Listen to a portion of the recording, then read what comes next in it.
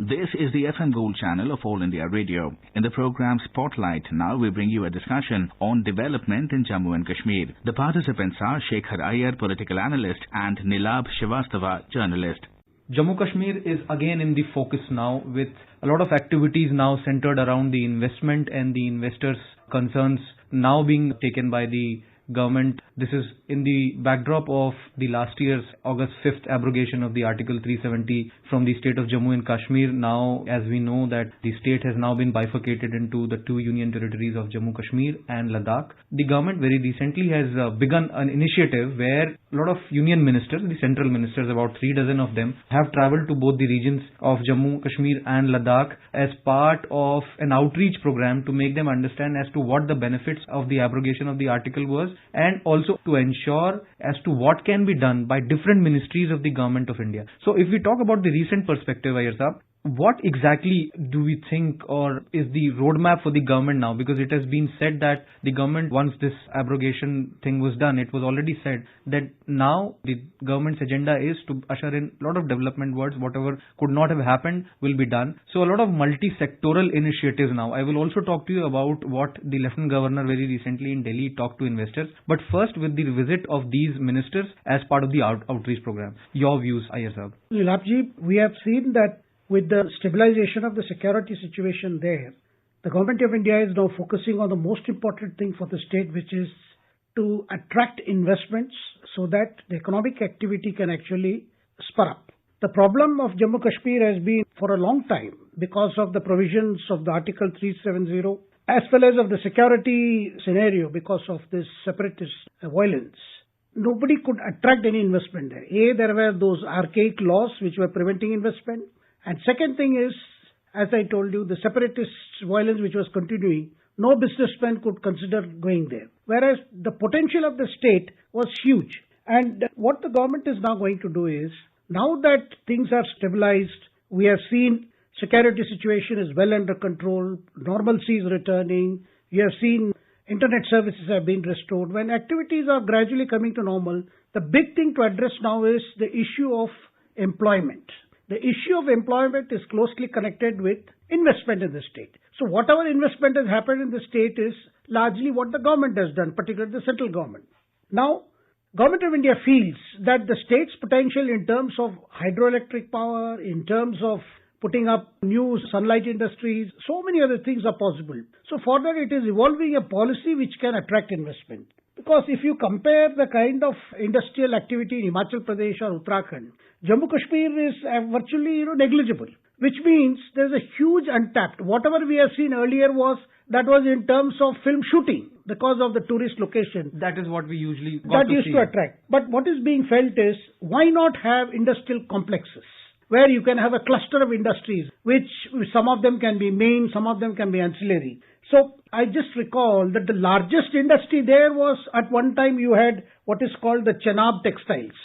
After that, that kind of big investment could not come. But if you look at the unemployment scenario in the Union Territory, you need to have more entrepreneurs going there. So therefore, we have seen the Lieutenant Governor recently addressed what is called a pre-summit investors meet in Delhi, where he talked of a new policy, a policy that will make land availability, also make it tax incentives will be there or GST incentives will be there, and also provide subsidy for capital investment so that more and more businessmen from other parts of the country as well as from Jammu and Kashmir. You mentioned about Union Minister's visit. We have already seen during the visit a number of business leaders of Jammu and Kashmir. They have shown a lot of interest. They are eager to set up units.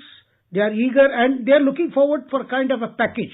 So everyone is expecting the union budget, which will be presented on February 1st, will have a lot of indications to promote investment in Jammu and Kashmir. I was going to ask you about the forthcoming budget and what could be there in store for Jammu and Kashmir. But what you said about the Lieutenant Governor very recently talking to the investors in Delhi, and this was a prequel to the Global Investors Summit that the Union Territory is going to hold in this year, 2020. So the Lieutenant Governor did say that we want to make it an economic paradise on the lines of what Kashmir is known as the nature's paradise, God's paradise. So what exactly are the steps, Iyer Saab, do you foresee that the government or the central government and also the Jammu and Kashmir administration will have to take to ensure that not only good investment comes in, but once it is there, the usual issue of security, because everything that was seen in Jammu and Kashmir was from the prism of the security angle, so that the investments and the investors are safe and secure there. So what steps do you foresee in this regard? Already the Union Territory Administration has identified 14 sectors for investment.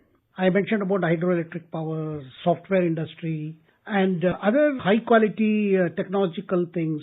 Now, there are so many things that can be or related to forestry or related to creating infrastructure to attract more tourists, because the tourism potential has also not been fully exploited. To create employment generation. So therefore, 14 sectors have been identified. Now, what the government proposes is there is little more tuning of some laws are necessary, because even after this introduction of GST, incidentally, there is something there called Lakhanpur toll, in the sense that because of the J&K had an entry tax, which means movement of goods were affected. Now, those will have to be done away with. See, there are some things to be done in terms of law. Some things are to be done by way of incentives. It is that incentives package which will be showcased when the Global Investor Summit is held in 2020. See, a lot of people want to invest because you can create, often Jammu Kashmir is compared to Switzerland. But Switzerland, you are having the kind of infrastructure, the kind of hospitality infrastructure that you have, that if you compare that with what is available in Srinagar or in around Kashmir Valley, you realize there is a huge potential. Not only you can attract a lot of domestic tourism, but you can also attract international tourism. But you have to create a kind of an infrastructure. So in order to create that infrastructure, you need investment. Now those investments, those who are willing to invest, need an assured securities environment where they feel it is secure for them. Number two, they also need by way of incentive in terms of tax holidays, tax incentives, GST incentives.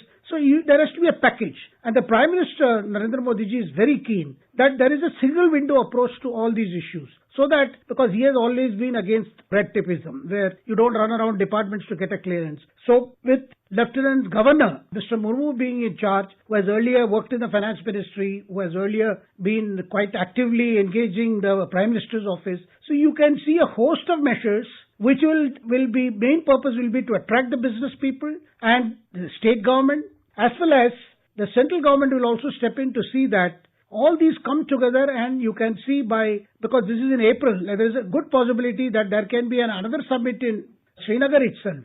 And a lot of measures will be rolled out. You were talking about the sectors, and there are certain, as you talked about tourism, film industry. Some of the other sectors that the state administration has identified are horticulture and post-harvest management, agro and food processing, mulberry production for silk. One of the major centers Jammu and Kashmir has been handloom and handicraft. And the administration is also developing 2 IT parks within the state, so that these all things, as you said, the clusters to be made together, brought together, and then, so this entire thing, Iyer Saab, is basically to ensure that the ease of doing business, as what the government has been talking about in the rest of the country also, that the ease of doing business, ease of investing, and ease of being processing your goods, ensuring that you also give a lot of employment to the locals. I was going to talk to you about the employment scenario. There has been a constant effort of the government to ensure that a lot of youth of the state gets job, not only in the state, outside also, because there are a lot of potential, and also to ensure that a lot of facilities are increased in these areas which probably are not having infrastructure, so that a lot of people who come out of the state do not go, but also work there and support their own families in the state itself. Exactly. That is the correct approach, I would say, because you have to make the optimum use of the locally available talent.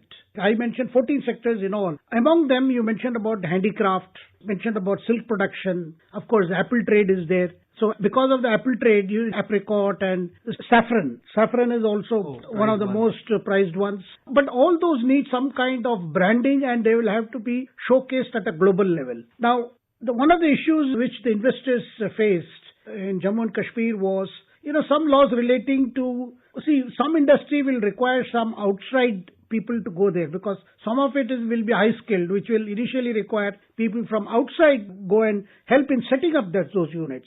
Now, for them, the question of the permanent residency should not be issued. If it is a question of their children getting joining schools, those will have to be. That problem is gone with the Article 370 being made inoperative. So there are certain other things that have to be done to see that See, because when investors come, obviously they will come with certain kind of organizational requirements to set up the unit. So for that you will have to create necessary housing facilities. So you can see any economic activity by way of investment, setting up a unit itself will result in a lot of development by way of housing, which will be itself a very big activity, recruitment of local people and training of the local people, because some of these industries require special skills which the locals can be imparted. So you can see a scenario where, say, if you have a 5-year rollout map, you can see that how step by step the money comes in, the process of setting up of the unit start, then in turn, as I mentioned, the recruitment of local people. So overall you can see a situation where, from a scenario where things look so bleak because of militancy, to a situation where the militancy angle is gone, separatists have been sufficiently curtailed, and overall message to the investor is not only is the money saved, even the people who will be involved in investing it, their lives are also saved. See, every economic activity requires a feeling, a sense of security. That is today assured because of the removal of Article 370 and the security forces, having a sustained campaign to see that in terms of cross-border terrorism, there is no more misadventures.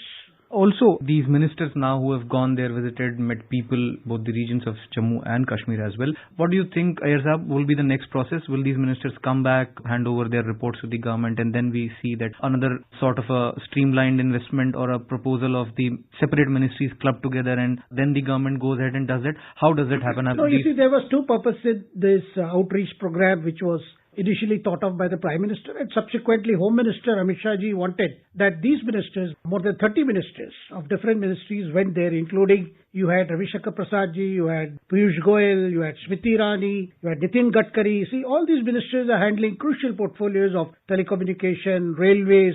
When Piyush Goyal went there, he mentioned that the Jammu Kashmir particularly the Kashmir will be connected to the rest of the country also by very soon. So there are several things which are on the pipeline. Now, one of the purpose of these ministers' visits, one was to get feedback. Because to convey to the local people, look, the Government of India's plan for the Union Territory of Jammu and Kashmir is not just about removing Article 370 and removing the menace of separatism. Rather, it's much more large, which is to ensure the level of prosperity in Jammu and Kashmir goes up.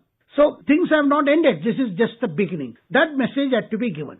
Second thing, the purpose was to take feedback, because if you see, despite the weather condition there, the ministries have managed to go to very far-flung areas. In fact, it was decided that they should be able to visit not just the capital, Srinagar or Jammu, rather go to interior areas so that they are able to meet people directly. Now, earlier we saw before even this 370 was made inoperative, a situation where government at the doorstep. This time the union ministers sought to see that they are at the doorstep, take the feedback from people, so that those feedback will also go into the planning of these programs, because a lot of local people have issues, they want to explain their problem. And one thing you could have noticed, there is a lot of eagerness among the people, that they want things to happen. They are tired of that old rhetoric and the old narrative. They want to embrace a new narrative. So this idea of investor summit, the idea of bringing in a prosperity, because Jammu Kashmir, as we said in the beginning, there's so much potential, so much to happen and so much waiting to happen.